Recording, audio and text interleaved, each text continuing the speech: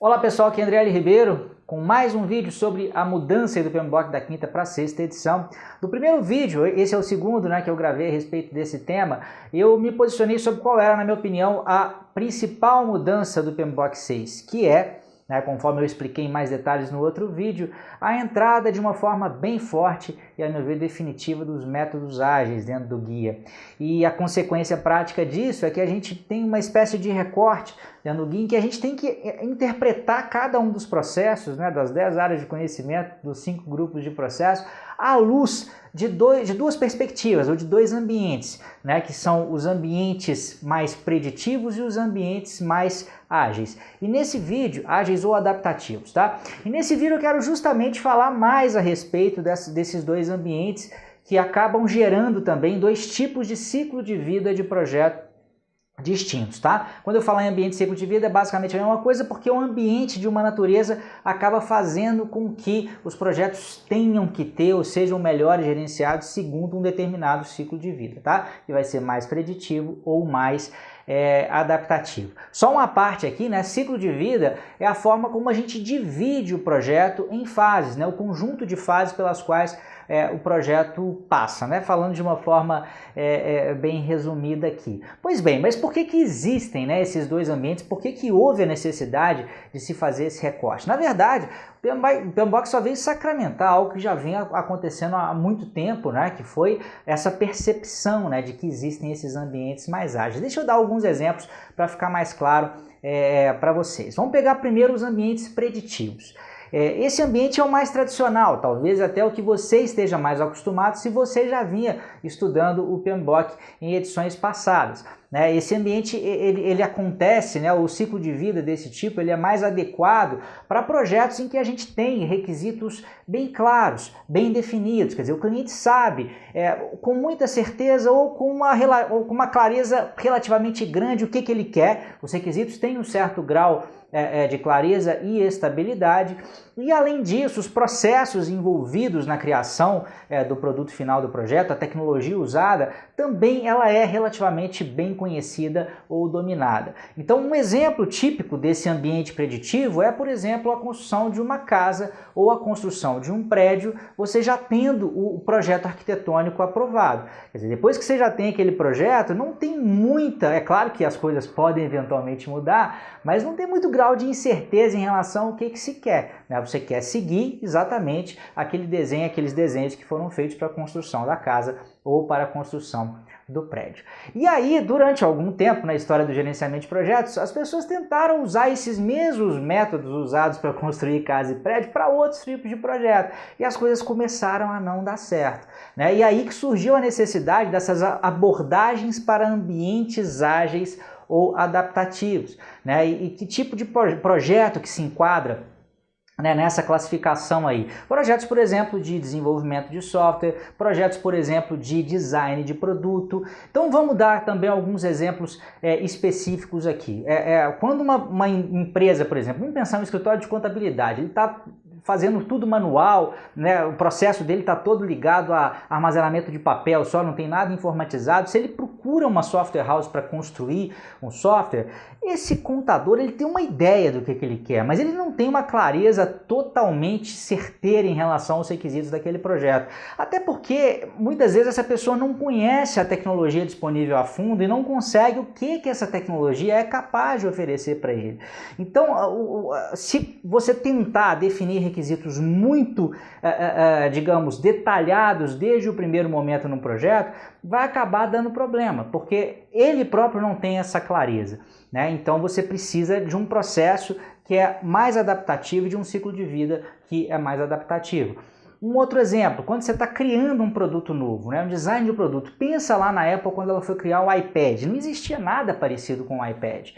Então não dava para, num primeiro momento, lá no início do projeto, você detalhar os requisitos exatamente da forma como eles seriam, porque também você não sabia exatamente que tecnologia que você poderia utilizar, como que a tecnologia ou os materiais que você iria utilizar iriam se comportar quando você fosse criando os protótipos. Então a coisa ela não é tão clara, tão certeira assim. Vou dar um outro exemplo também, que requisitos não são tão claros. Eu trabalho com produção de cursos, né, de cursos que eu dou pela internet. Um curso até voltado para a certificação PMP, o currículo ele não é tão variável assim, a gente sabe exatamente o que a prova espera. Agora, mesmo assim, existem coisas dentro desse curso que podem ir sendo variadas e melhoradas ao longo do tempo. Então, a criação do meu curso, da forma como ele é hoje, não foi numa tacada só, né? Houve um primeiro momento em que eu tive uma primeira versão do curso que era basicamente voltado para vídeos em que as pessoas assistiam. Aí eu percebi que havia necessidade de esclarecer dúvidas, surgiu esse componente. Eu percebi que áudio seria uma boa ideia, surgiu esse componente. Ou seja, eu não tinha todos esses requisitos na minha cabeça desde o primeiro momento. Hoje o curso tem isso tudo, mas foi um longo processo de adaptação, né? E não foi tudo tão preditivo assim. Mas voltando para coisas mais ligadas aí para alta tecnologia, vamos supor, por exemplo, que você vai criar um sistema baseado em inteligência artificial. Esse é um mundo muito novo, então às vezes você até tem uma ideia clara de quais são os requisitos que você tem para um determinado software, mas você não maneja aquela nova ferramenta de uma maneira muito clara, muito concreta ainda. E há necessidade de você ir iterando, de você ir experimentando, de ir trabalhando de uma forma mais exploratória. Então esse ambiente do software, esse ambiente do design de produtos é o ambiente que a gente chama de ágil ou adaptativo, e o ambiente lá do prédio, da construção civil, muitas vezes, claro que existem outros exemplos, é o que a gente chama aqui de preditivo. E eu queria mostrar para vocês agora aqui também, num quadro, e esse quadro até tem um quadro um pouquinho mais detalhado que esse lá no PMBOK, em que existe um espectro. Na verdade, a gente tem o ambiente ou ciclo de vida preditivo de um lado, o ambiente ou ciclo de vida adaptativo ou ágil do outro lado. Agora, entre um mundo e outro, claro que existem vários tons de cinza, vamos dizer assim, né? Não é tudo preto e branco, né? Então, mas vamos tratar os dois extremos, porque aí fica mais fácil de você entender. Então, quais são variáveis importantes que variam, né, dentro desses dois ciclos de vida e dentro desses dois ambientes? Primeira variável, a forma como você define requisitos. No ambiente preditivo, você quer definir isso logo no início do projeto e congelar esses requisitos.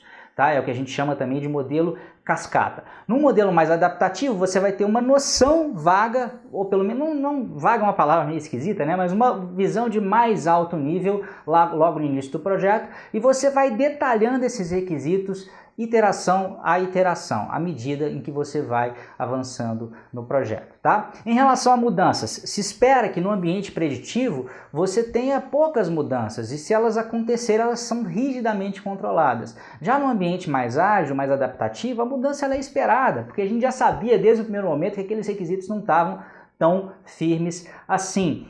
Um outro aspecto que varia, eu até coloquei aqui só para eu não esquecer de nenhum ponto aqui para vocês. Então, requisitos, mudança, entrega. Entrega, no caso do preditivo, a gente tem apenas uma entrega, normalmente. Então, quando eu vou dizer que um prédio está pronto, eu não vou entregando o primeiro andar, o segundo andar, o terceiro andar. O prédio ele não está pronto e um belo dia ele está pronto, é uma entrega. Já um software, por exemplo, a gente pode fazendo isso incrementalmente. Tem uma primeira versão, uma segunda versão, uma terceira versão, a mesma coisa com um curso, né, conforme eu citei aqui para vocês. Envolvimento das partes interessadas também se dá de uma maneira diferente. É claro que envolvimento sempre é bom, né, ter o máximo de envolvimento possível, mas num ambiente mais preditivo se permite que essa participação ela se dê de uma maneira mais pontual. Então você define marcos e as partes interessadas vão lá e aparecem nesses marcos específicos. No ambiente já adaptativo ágil, isso já fica complicado, porque é preciso uma participação constante dessas partes interessadas ao longo de todo o ciclo de vida do projeto. Então isso é mais difuso, isso é mais presente, isso é mais permanente. E por fim, o tratamento de riscos, né, nos dois projetos. No caso do preditivo, a gente tenta mapear a maior quantidade de riscos possíveis no começo do projeto. É claro que depois podem aparecendo outros, mas a gente tenta detalhar ao máximo e definir a maior quantidade de riscos e tratar a maior quantidade de riscos desde o primeiro momento para evitar problema. No caso do adaptativo já é diferente, né? Como a gente não tem esse conhecimento tão detalhado assim, a gente vai mitigando os riscos justamente por meio, né, dessas iterações. Então a gente tem lá no ambiente extremo do ágil adaptativo, a gente tem iterações mais curtas, às vezes de uma semana, de 2 semanas. Quer dizer, eu posso ter um projeto às vezes de 4 meses, de 6 meses, só que eu vou ter várias pequenas iterações em que eu vou checando se aquilo que eu estou produzindo está de acordo com o que o cliente espera, em que eu vou avaliando o meu processo produtivo, a forma como eu lido com uma nova tecnologia, por exemplo, vou vendo os pontos que eu tenho que corrigir. Uma possibilidade dentro das metodologias mais enxutas ou ágeis é usar Kanban, então eu vou vendo os gargalos, né, do meu processo, onde que a coisa está parando. De repente eu rodei um projeto durante uma semana e não produzi nada. E por que eu não produzi nada? O problema está de repente no teste, está na questão do design, está na questão da codificação, onde que está, né, esse problema?